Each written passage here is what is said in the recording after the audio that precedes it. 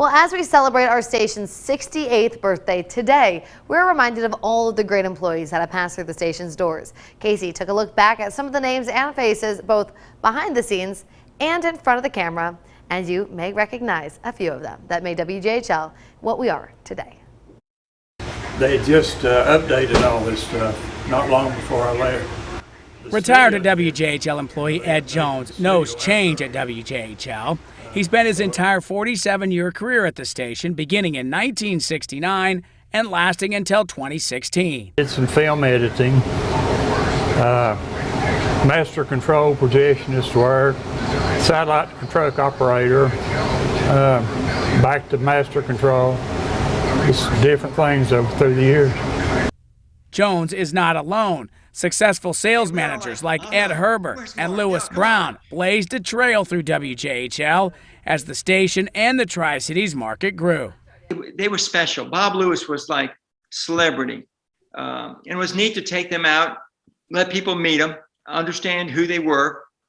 TV was still that power, that invisible power to communicate. JHL is Johnson City, and we were the first station in the market, and we were in downtown Johnson City. We were over on the hill.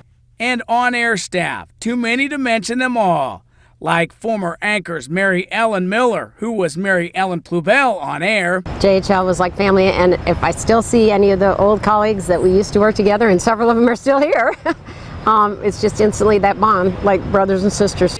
And Amy KAUFELDT, both of them whose early TV careers brought them to the Tri-Cities. I said, everybody's got a number on the back of their car. I said, there's like 24, 48. I'm like, why does everyone have like a sticker with a number on the back of their car? And he looked at me like I was crazy. And he was like, Amy, that's NASCAR. How do you not know? He's like, how do you not know about NASCAR? Everybody around here's got a favorite driver. He's like, you've got to have a favorite driver if you're going to live in East Tennessee. And through 68 years, it's been the people that have made WJHL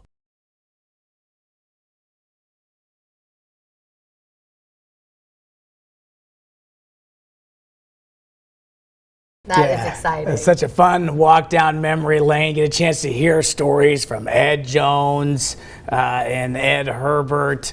Amy KAUFELDT is the person who's probably the reason why I ended up in the Tri-Cities. We worked together in Tulsa. She thought I might like it here. Really? Got in touch with the station, so I owe a lot to her. And speaking of NASCAR, she's down at Daytona in the Orlando market, so she gets plenty of NASCAR, the Daytona 500, now, just like she did back then in the 90s. I was going to say, she knows a little bit more about NASCAR now, doesn't she? Yeah, and Mary Ellen Miller never strayed too far from us. She's with the TVA. She mentioned she comes in contact with a lot of us regularly, and her and her family, great people here in our region.